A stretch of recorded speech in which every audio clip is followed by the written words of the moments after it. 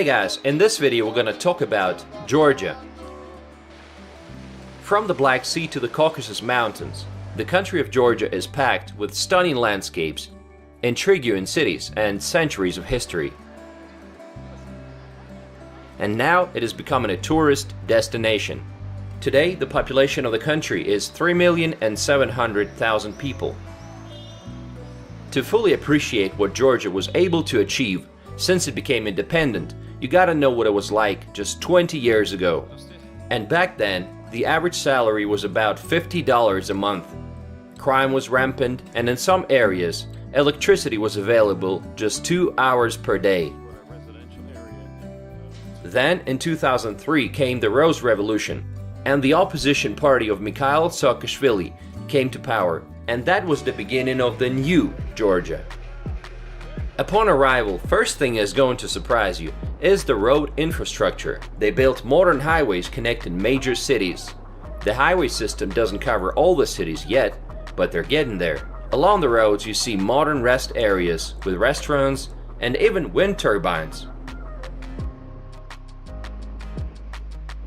Second thing that's going to surprise you is the police. If you're familiar with ex-USSR countries, you know that bribes and corruption are ubiquitous. And Georgia was no exception until they did a police reform and the public trust in the law enforcement skyrocketed to 87% from just 5%. The old police staff were let go and the new police officers were recruited. Today they can even speak English, which is helpful. Third is the lack of bureaucracy. Actually, Georgia is now the 6th country in the world in ease of doing business rankings, even ahead of the US, Britain and Norway. Wow, paperwork has been reduced to a minimum, and selling your apartment is gonna take less than 1 hour. Fourth, they put a lot of effort into the development of international tourism. Just 15 years ago, hardly anybody knew about places like Kakheti and Svaneti, but it's all changed now. Let's take a look at some exciting parts of Georgia. If you love wine, then you're gonna love this eastern region of Georgia, known as Kakheti. It's rich in history, and there are many beautiful churches and castles. So we went to the east of Tbilisi, and this region is famous for its winemaking. As you can see, all these vineyards. Let me show you this castle that we came to see.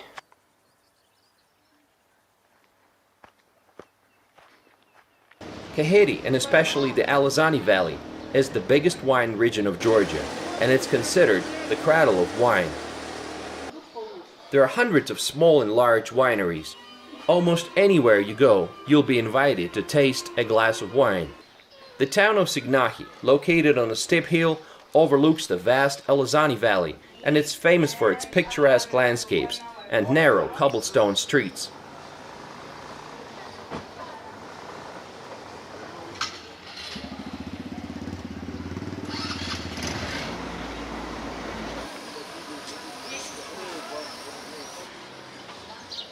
If you love mountains, you gotta visit this other destination, Kazbegi. The road from the capital city of Tbilisi to Kazbegi is known as the Georgian Military Road, and it's very picturesque. You'll be passing Zhinvali Water Reservoir. The dam was built in 1986, creating a beautiful artificial lake with a perfect blue surface. Ananuri Castle, an old fortress that was constructed in the 18th century. It might be one of the most beautiful churches in Georgia. Here, surprisingly, we met some Chinese newlyweds, and not only Chinese for that matter. There are 2 rivers flowing along the Georgian Military Road, Black and White Arakvi rivers. The confluence of these rivers is at a place called Panauri. Really beautiful and unique. As you move further, you're gonna end up in Gudauri. It's the most famous Georgian ski resort. The ski season here lasts from December to April. Heli skiing is also available, and did I mention spa treatments, paragliding and tubing? Gudauri has more than 64 kilometers of ski runs and 15 lifts. Unfortunately, sometimes tourism development has its downsides. Next stop is the Soviet-Georgian Friendship Memorial. Built in the 1980s, this unique semicircular stone structure is located in a very scenic place, surrounded by dramatic peaks. You can rent ATVs to explore the area. The views are mind-blowing, but in May it's still pretty chilly, to be honest. And finally, at the end of the Georgian military road, Kazbek, one of the major mountains of the Caucasus, with an elevation of 5,000 meters. Kazbek is in fact a potentially active volcano. The main attraction here is the Girgeti Trinity Church. The road to this church is pretty scary. Some stretches of the road are falling down. Literally. Its location is what makes it so special. It is perched 2,200 meters high on a mountain, overlooking the small town of Stepansminda, surrounded by snowy peaks on all sides. What are the things to do in this area? Well, you can try hiking to the glacier, rafting, and horseback riding. By the way, Russia is just 10 kilometers from here. Do you like parks and mineral water springs? Well, then you gotta go to Burjami. Burjami is a resort town in central Georgia. It's known for its mineral water springs in Burjami Central Park. Nearby, trails wind through the vast wilderness of the park. We actually rented a 4x4 vehicle to take us to the springs, as we didn't want to walk too far. This is off-road, baby.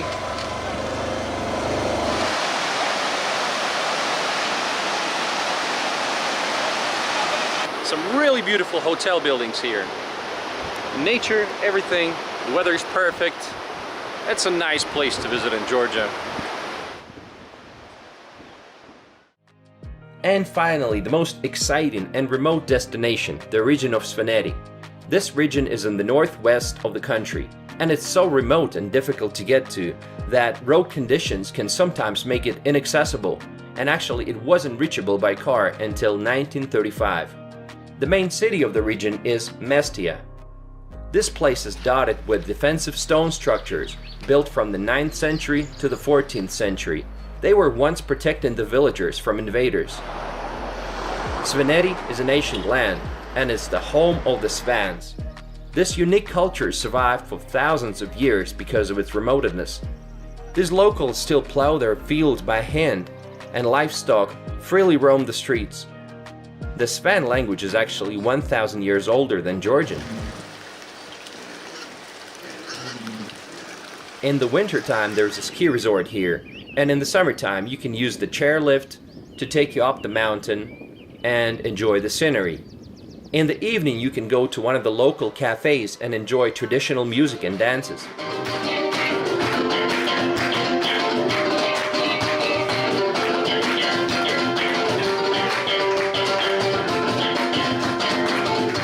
Today, this place gets tourists from all over, rainy and peaceful, but that's what Mestia is all about. Now let's take a look at different cities of Georgia.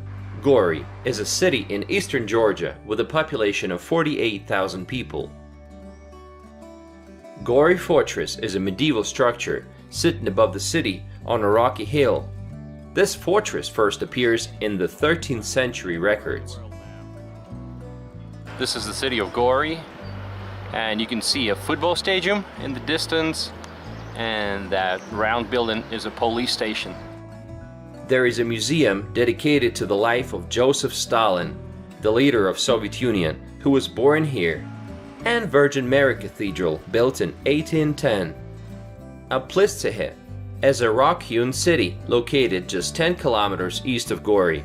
There are about 700 caves here. Aplistsehe and the surrounding archaeological monuments date back to the early Bronze Age. Lots of lizards in the area, like this one.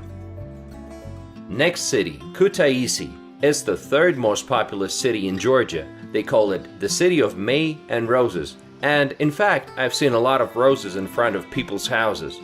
The city is located on the Rioni River. It's the capital of the western region of Georgia, called Emirati. From 2012 to 2018, Kutaisi was briefly the seat of the Parliament of Georgia. As an effort to decentralize the Georgian government, the city enjoys a humid subtropical climate, and there's palm trees everywhere. Some of the main tourist attractions are Kolchis Fountain on the central square, Belgrade Cathedral that was built in the 11th century. It's sitting on a hill, and people come here to enjoy the views of the city. And while we're here, let's listen to the local musicians.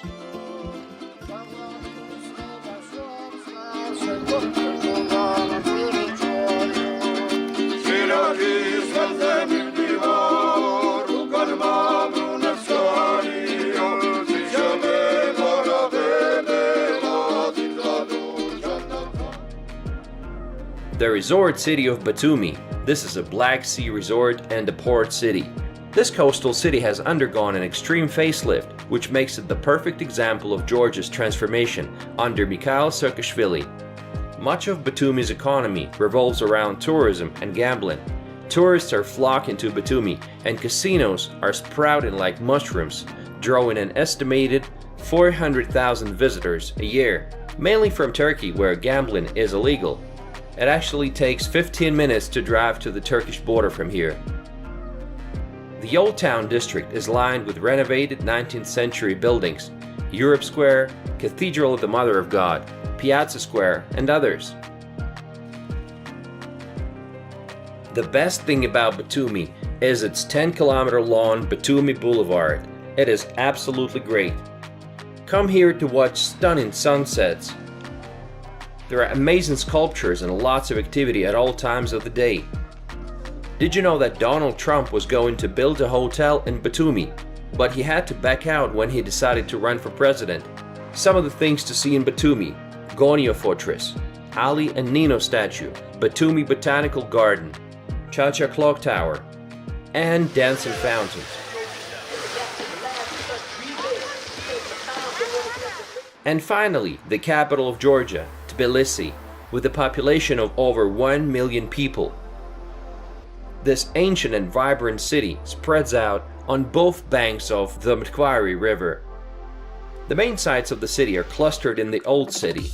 This area is well known for its sulfur bathhouses, fed by natural hot springs.